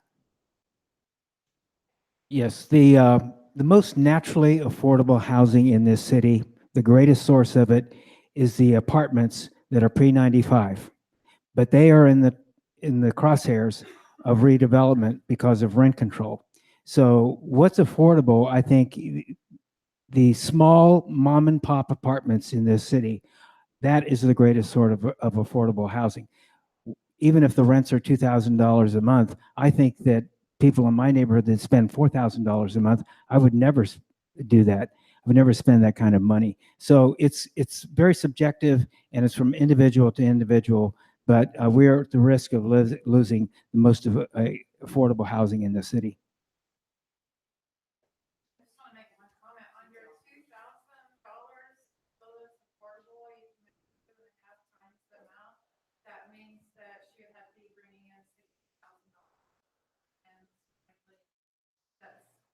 We need to keep in mind the people that are on lower income and making the minimum wage. Thanks. Good point. Hello, my name is Christopher Chain. I'm a resident at Santiago Villa. And my question is, mobile home parks are zoned separately from the neighborhoods they're adjacent to. That's for their protection. But this often means that mobile homes feel separate from the neighborhoods that they're practically part of, often literally walled off from future neighborhoods being planned around them. In terms of walkability, access to parks, street parking, transit, they seem left out of master plans and discussions around new housing. So beyond affordability, how can you, from the perch of the city council, help ensure that mobile homes have livability as integrated neighborhoods?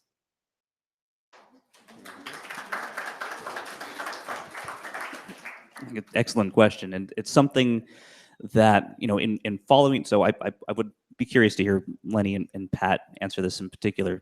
Watching the development of the North Bayshore Precise Plan, I felt like it was very rare to hear the mobile home park sort of incorporated into the discussion. It never really felt like an integrated part of the Precise Plan discussions.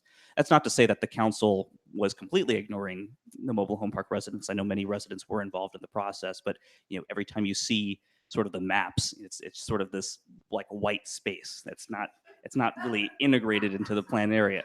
But I think it's absolutely essential as the North Bayshore area develops, and as the areas around other mobile home parks develop as well, that we're very sensitive to the development of the adjacent properties, and make sure that mobile home residents have the same level of connectivity, ease of access to the services and amenities that will be established in the vicinity. So curious to hear your thoughts, Lenny. So new construction gives us the opportunity to address some of these problems. So when we talk about complete neighborhoods here in North Bayshore, we're talking about schools, parks, and transit, and a grocery store that the folks who are living here have missed. I mean, we talk about all the seniors in the housing here. Chris has kids. There should be a school for his kids here, and So I think with new construction, I did arrange for city staff and Tim Steele Sobrato to meet with people at Santiago Villa to hear their concerns. But basically, all over town, we need to create complete neighborhoods. Some of the new development along Evelyn conserve the mobile home parks in the Sylvan area. So it's a lot easier to do with new construction because then we're kind of rejiggering the landscape. So that's what I think we should be doing. And yes, but I got people to come out here, but folks have to come to council too. The only reason we have rent control and that we looked at rent control is tenants came out. And it's really important that folks come to council. You won't always get what you want, but it can lay the groundwork for organizing that can finally achieve an end. I want to go back to those white spaces on the map. There's two big white spaces on all the precise plan maps, Shoreline Park and Santiago Villa. And you know what? We're going to protect both of them. They're considered community treasures.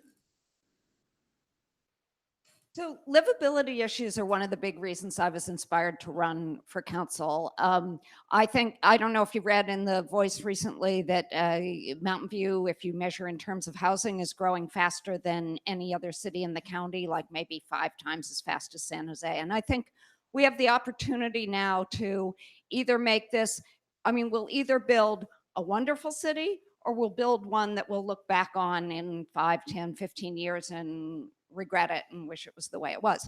And so I'm running to make it something that we'll be proud of, because whatever we build will be around for a long, long time. Now, in terms of mobile home parks, this is one of the things that as a city planner we look at in particular, how do you, it's all about walkable streets, trees being in the right places. I actually toured Santiago Villa with Chris a while ago and looked in particular at I don't know what it is, fence gate wall around the park where you won't be able once there's development near you, you won't be able to easily walk there. And that's, as a city planner, that's exactly what you should not have. You should have, maybe you want some separation, it's a conversation that you should have, but it should be an attractive separation. It should have doors in it so you don't have to drive all around the park just to get to something that's really over the wall or scale the wall or whatever. That's just one of many elements that when we build, we have to build it right, and you have to have people who are experts on designing things right. Otherwise, you'll really regret them. So I'm an avid runner, and I run on Stevens Creek Trail all the time. And every time I run past Santiago Villa, I see something along your fence that looks amazing. You have a bocce ball court, you have a community garden. And to me, when we've approached the precise plan in North Bayshore, I've always thought of this area as a community. And when staff has put forward ideas, I ask, what do the residents say? And some of you have come out to the early planning processes of the North Bayshore precise plan. And I think that has really been integrated in what we saw in the December 2017 adjusted plan. We have your input for a school, for a complete community, for walkability, bikeability, and integration into the neighborhood. And when I was knocking on doors in the area, people were talking to me about the traffic, about the development that's happening, and the working relationship on having sensitivity to the development happening and making sure that they're taking into account your perspective. I think the idea of a completely integrated neighborhood for the mobile home park here is challenged, but there should be some improvements that you will see in the way of pedestrian, bicycle infrastructure with all the fees that the council has imposed on new development around here, that the surrounding infrastructure should help you become more integrated with the rest of this community, even if it develops as an office park. A lot of these older industrial buildings around here that are primed for redevelopment, it's probably going to be more new office as opposed to another residence. That would be my guess. Because beyond Sobrato, I'm not sure what other prospects there are for significant housing development in the North Bay Shore. That's just a fact of life. But I think that the overall atmosphere in this neighborhood should be much, much better in terms of the pedestrian infrastructure with the trails in the streets that are being created. Hi, my name is Johnny. I also live in Santiago Villa. It was nice to hear all the thoughts and discussions around rent control and affordable housing. The flip side of that is supply, which some of you mentioned, but I didn't actually hear much detailed thoughts around either things Mountain View could do or policies or opinions around how to increase the supply of housing in Mountain View.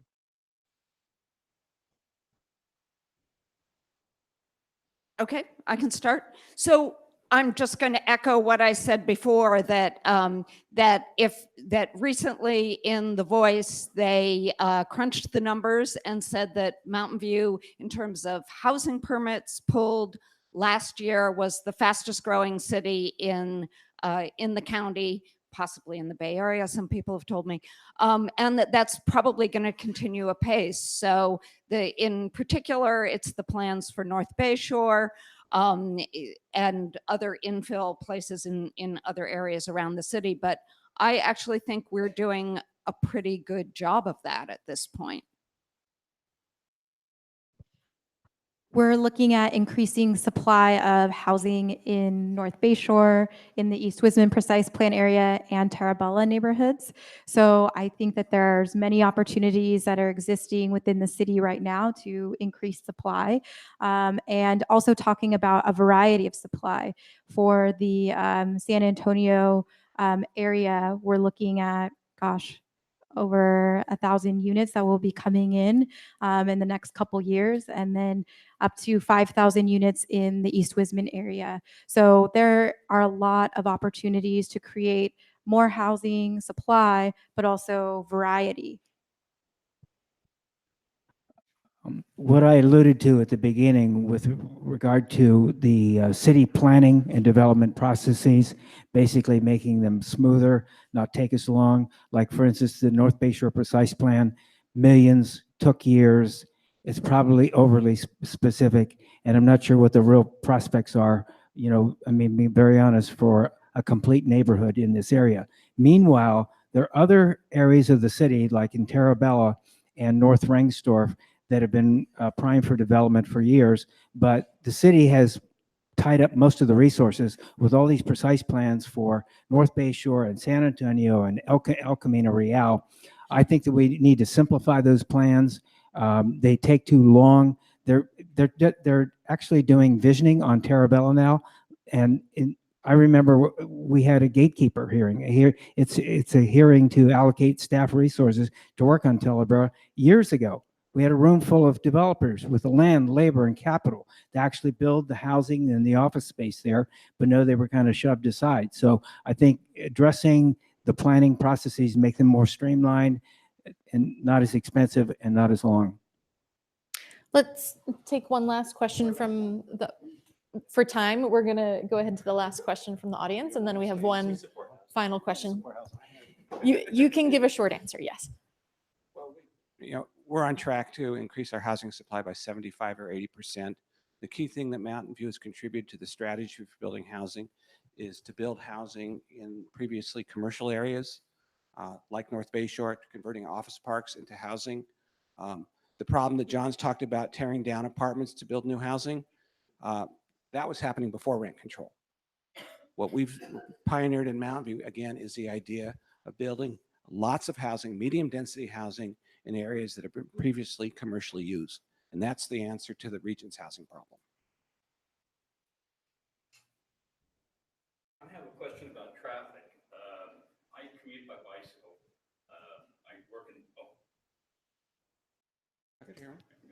I work in Palo Alto and commute by bicycle from Santiago Villa.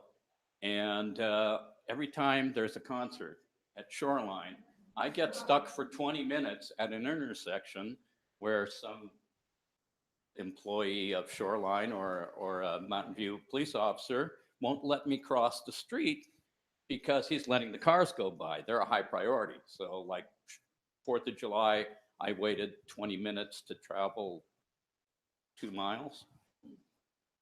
And so they're not helping us any. And it's, you know, I've been bicycling forever, but if you take somebody who hasn't done a lot of it, that would be enough to discourage them from commuting by bicycle. And they don't make it easy by car either, because the La Avenida light is 5 minutes long just to wait for it to change once. So is there anything we can do about traffic? Very challenging question. And I think this is probably one where we will all likely align. The North Bayshore Precise Plan has a great deal of detail on how to address transportation issues within the area, including adding new ways in and out of North Bayshore, including dedicated bicycle pedestrian facilities. So it will take some time. I think with sort of the redevelopment of the area, we will be able to implement a lot of the bicycle improvements that we have envisioned for the area, but that should help significantly. The bicycle bridge envisioned over 101, I think will help. We already have the Stevens Creek Trail, which I think provides some access for bicyclists and pedestrians, but we have ideas. It will just take time to implement. So there are a few parts to that. First, I've been trying to get city staff out on bicycles with me, so they'll see what it's like. Second, for Shoreline Amphitheater, that's a problem not just for bicyclists out here, but for everybody. And we're looking at it, what we call an elevated automated guideway that would connect downtown with the Googleplex and Shoreline Amphitheater. If we're able to build that, people wouldn't have to park out here. They could park downtown where I live and take an autonomous vehicle.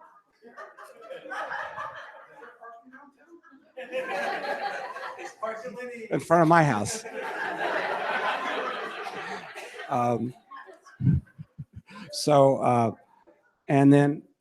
something we've talked about with the Public Works Director as part of the North Bayshore development is actually a bike ped overpass over Shoreline.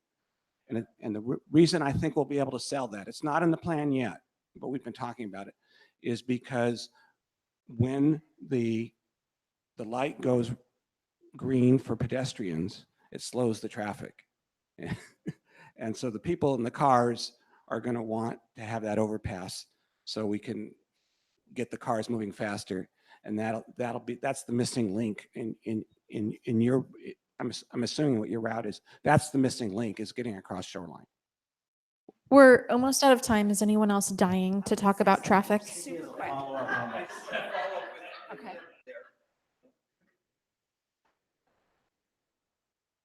There we go. You hear me? There we go. I just wanted to coattail on him.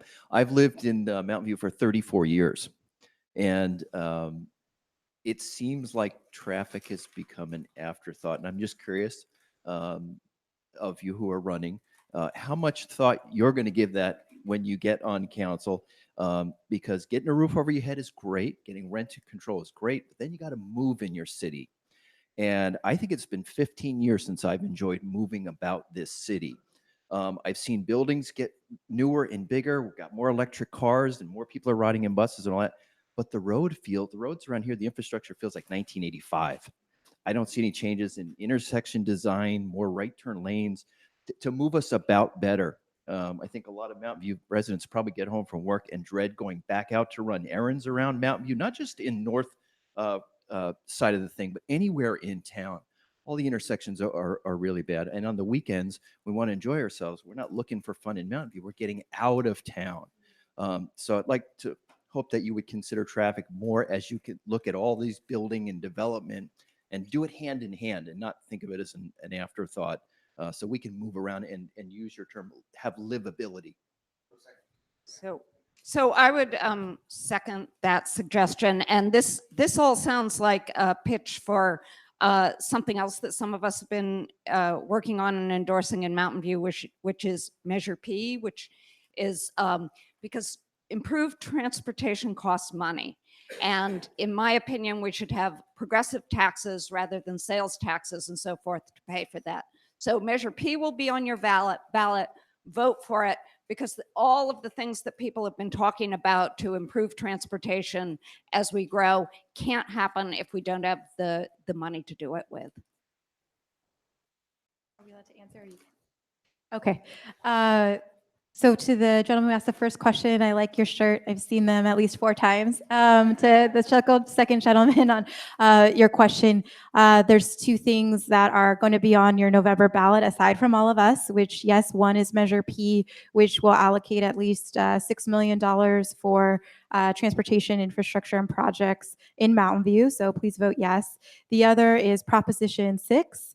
That was legislation that passed last year, Senate Bill 1, where you'll see a lot of signs on maybe Central Expressway on the freeway that says your SB $1 at work. That's all of the infrastructure that we're trying to put in place for our age road systems, which, as you mentioned, are falling way behind. And then lastly, the city has been doing through the planning process, through actually precise plans, talking about the connected networks and trying to put pedestrians and cyclists first and making sure that they can get around the city. So I think that there are some things to give hope, but yes, congestion with development are top of mind. Yeah, I often talk about the perils of prosperity, which are not enough housing and too much traffic. But I think one of the sort of lights I see in the traffic front is that we have really staffed up the Mountain View Public Works Department to deal with transportation issues. We have 3 new people. 2 of them are bike experts, and that's going to make a big difference. I think we do have a bike plan, and the basic idea with the bike plan is to connect things that aren't properly connected now. And we are building them. There's a lot of it in the capital improvement plan for the next 5 years, and I think you will see a significant improvement. But what you say is really true. What we need to think about is improving everyone's mobility, not just drivability, but their ability to get one place to another, no matter how they choose to do it. And I think we've made the mindset change, but getting all of the pieces together to do that is very difficult. I know my colleague Lenny serves on the policy committee for VTA, and VTA, is the countywide agency. Then we have state roads, and we have roads we control. So it is not an easy fix, but it's something that we're putting a lot of resources on now.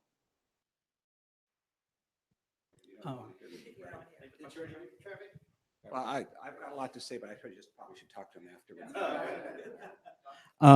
I kind of wanted to bring it back to mobile homes and the Alliance questions. As an organization, we hear complaints about landlords breaking the law. I understand these laws are written by the state. There are plenty of laws written by the state that Mountain View enforces in full. When we hear about these problems, we present them to you. Is there no way to have you guys enforce the laws?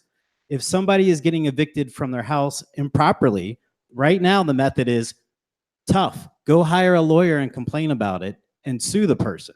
That should not be the case, especially in cases of any kind of age discrimination, any race, sexual discrimination, or the case right now where against the law, we found out, and even at the mobile home meeting, the expert that he didn't even know about it until he actually read it, and you're not allowed to rent out your homes and tell the other people that live in your park that they can't rent theirs out. That is a legal problem that's happening right now, that the law is being broken, that's affecting everybody's rents. It's raising everybody's rents because the landlords can get away by renting them out at these prices and then use that as an excuse to say, well, your rent should be this price because I'm doing something illegal. That is something that we could tackle right now that's illegal, and there's no teeth in the city to protect us. And that was a question earlier, but it seemed like everybody was just saying that's a state problem. It doesn't have to be as what we're saying. And I guess just really quickly in 15 seconds as we wrap things up, is there anything, how would you advise to fix that problem? And where do you see citizens and mobile home parks going to have the law enforced when it's being broken? 15 seconds. Well, I suppose, you know, it's not, anybody can sue anybody else for any reason, right? If it comes down to it, you know, I don't want to speak too off the cuff because this is not my area of expertise, but, you know, if there are chronic issues with a given mobile home park owner, I don't think it is out of the question for the city to sue that owner to try and enforce some of these laws. I don't want to say too much more than that because I don't know. I couldn't guarantee the success of that litigation, but that's, you know, that's an option. I believe the city attorney has the authority to enforce against violations of zoning. And you'd have to figure out how that fits that. I mean, there's certain things the city can't enforce, but that's the angle. We're looking at a short-term rental, like the Airbnb ordinance. That probably doesn't apply because you're talking about properties that are leased for a longer period. But we have to find specific mechanisms for the city to enforce. And the state law might not be sufficient. Conceivably, the city would pass its own law. My guess is for mobile homes that the city's preempted from doing a whole lot, passing separate laws. I would agree with Lenny. I think what we need to do, though, is figure this out. And I don't really know what the answer is, but I certainly am interested in working with you to figure it out. Yeah, I'd like to know a little more about the nature. I'm hearing a little more than the first time the question was asked, what the nature of the state laws that are being broken are. But I think it depends a little on what the nature are. I mean, certainly, you know, the police in town enforce some state laws and zoning or other ones. So I'd have to know a little more and then follow it up and see, you know, whether there's something that the city could do. So I think a lot of the conversation that we've had tonight has been about fairness, has been about doing what's just, what's right, implementing fair laws. And so I think that this is the first step of that conversation. Earlier, I mentioned the idea of perhaps a task force. I think that it's also good to hear from the Alliance. The Human Relations Commission for the city has a civility roundtable. I think that this would be a great topic to bring up to them. I'd like to Lucas if that would be a topic they talked about. But having the dialogue and having the open discussion, I think, is really important because the experiences that you're having need to get to the city level, need to get to staff, need to get to council members so that they can take action. My understanding is that landlords want to keep good tenants and they just don't evict them arbitrarily. So I would have to know if it's something else besides not paying the rent. That's what most evictions are over, not paying the rent. If it's something that's in addition to that, that's a conflict of state law, I would say I have to understand that better than, you know, what I've heard here. All right, with that, I'm going to wrap it up with I'd like to thank all the candidates for showing up tonight and taking time for us, showing that they care and love for us. And remember to vote. Everybody vote. Look out for the email that's going to be asking for park captains. Thanks, everybody, for coming.